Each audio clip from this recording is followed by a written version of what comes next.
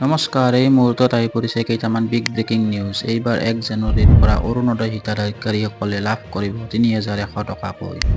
মুখ্যমন্ত্ৰীয়ে দিলে এই ডাঙৰ খবৰ। এনেধৰণৰ বাতৰি নিতৌ পাই থাকিবলৈ আমাৰ চেনেলটো ছাবস্ক্ৰাইব কৰি ভিডিঅ'টোত এটা লাইক কৰি দিব। আৰু মাত্ৰ কেইটামান দিন পিছতেই বৃদ্ধি হ'ব অৰুণোদয়ৰ ধন। অৰুণোদয়ৰ ধন।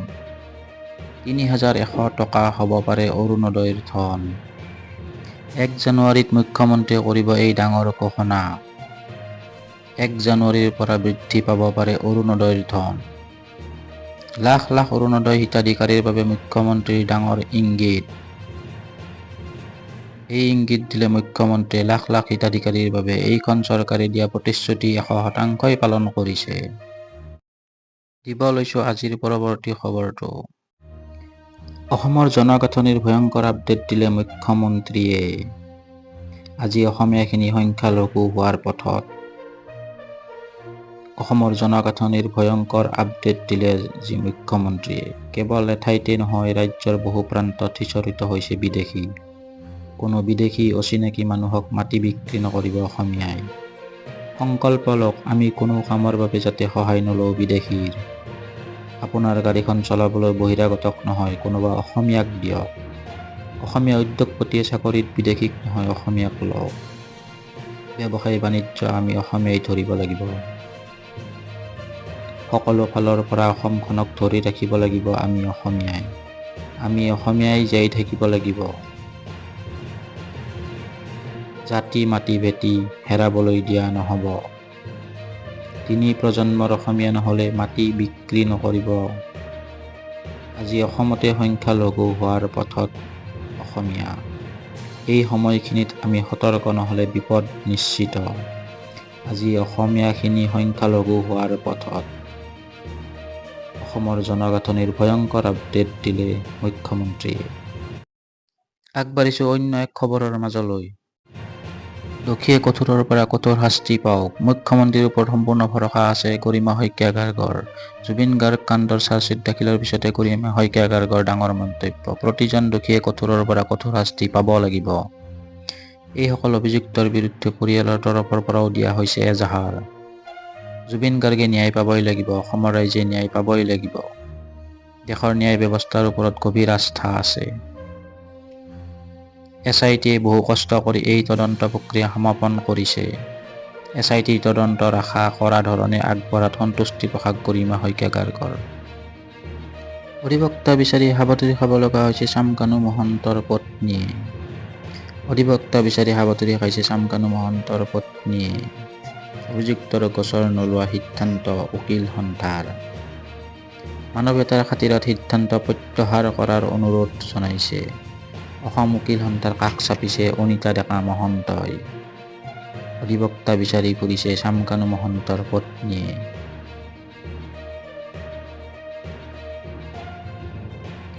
ডাঙৰ খবৰ, প্ৰমাণ নষ্ট কৰাৰ চেষ্টা কৰিছিল চামকানু মহন্ত আৰু অমৃত প্ৰভাই। অপৰাধমূলক ষড়যন্ত্ৰ ৰচিছিল সিদ্ধাৰ্থ শৰ্মাই।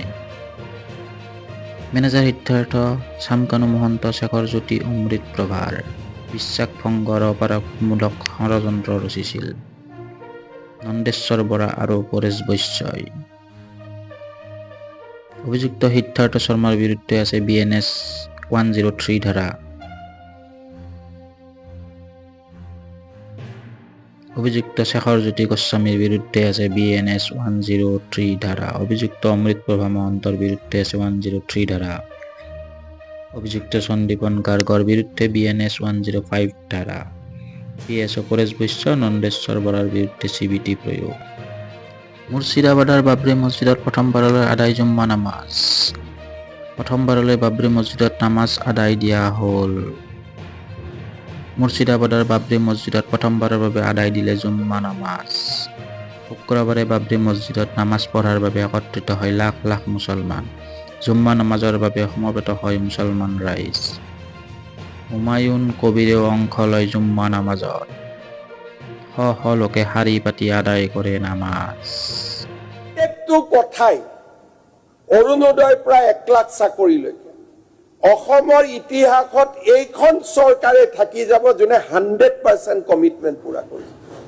আপুনিতো অৰুণোদয় 3000 টকাকে দিম বুলি কৈছিল কিজানি সেইটো ওলাই যায় প্ৰতিগৰাকী মহিলাক দিম বুলি কৈছিল একদম তিনি কিয় বেছি প্ৰতিগৰাকী মহিলাক আৰু 3000 কে বুলি কৈছিল মইতো এতিয়া বেছি চিন্তা কৰি আছো কিছুমান আছে ছেকশ্যন 1 লাইফো আছে কিছুমান ডেথো আছে 103 ধৰি লওক ডেথো হ'ব পাৰে লাইফো দিব পাৰে বা কমো দিব পাৰে সেইটো ডিপাৰ্টমেণ্ট আদালতৰ ওপৰত ডিপেণ্ড কৰিব সিদ্ধাৰ্থ শৰ্মাৰ বিৰুদ্ধে কোন কি সেকশন লাগিছে বুলি ক'লে সিদ্ধাৰ্থ শৰ্মাৰ বহুত কেইটা আছে প্ৰায় 7টা ছেকশ্যন তেওঁলোকে যাতে মই কৈ দিছোঁ বাৰু আপোনাক তেওঁলোকে যে 3/6 আছে 3/7 আছে 3/8 আছে 61B আছে এনেকৈ আছে বহুত কেইটা আছে 103 আৰু 361 আছে কিনো ধাৰাকেইটা অকণমান বুজাই দিব আপোনাক ধৰাবলৈ কৈছোঁ যে কনস্পিৰেচি আছে মেইনলি তেওঁৰ যিটো আগৰ পৰা যিটো তেওঁৰ হেৰি আছে কি বুলি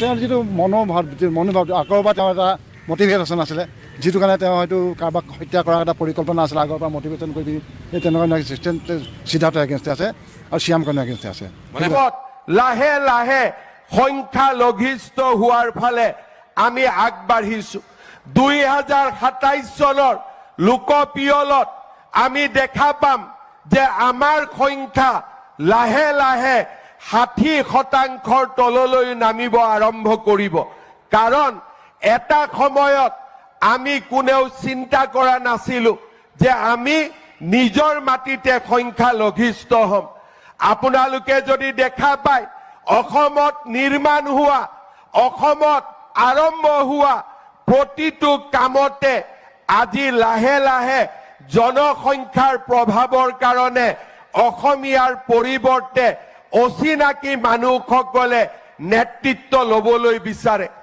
আজি অচিনাকি মানুহৰ সংখ্যা অসমত বাঢ়ি গৈ আছে আৰু আজি তেওঁলোক মাত্ৰ নিৰ্দিষ্ট অঞ্চলতে সীমাবদ্ধ নাথাকি শদিয়া তিনিচুকীয়া ডিব্ৰুগড়লৈ যোৱাৰ বাবেও তেওঁলোক সাজি হৈছে আজি কেইদিনমান আগতে আমি দেখা পাইছিলো আমি এটা পৰিসংখ্যা লৈছিলো যে আমাৰ মাটিবোৰ আমি কাক বিক্ৰী কৰি আছো মই পৰিসংখ্যা দেখি স্তম্ভিত হৈছিলো যে আমাৰ খিলঞ্জীয়া থলুৱা লোকে আনকি তিনিচুকীয়া ডিব্ৰুগড় জিলাটো অচিনাকি লোকক নিজৰ মাটি বিক্ৰী কৰিছে শ্ৰদ্ধাৰ ৰাইজ জাতিয়ে যদি জাতীয় সংকল্প নলয় আমাৰ জাতিটো কেতিয়াও জীয়াই নাথাকিব আমি জাতিয়ে আজি দিনত সংকল্প ল'ব লাগিব আমি আমাৰ এটুকুৰাও মাটিও যিমানেই পৰিয়ালত অসুবিধা নহওক কিয় অৰ্থনৈতিক অসুবিধা নহওক কিয় আমি কেতিয়াও অচিনাকি লোকক আমি বিক্ৰী নকৰো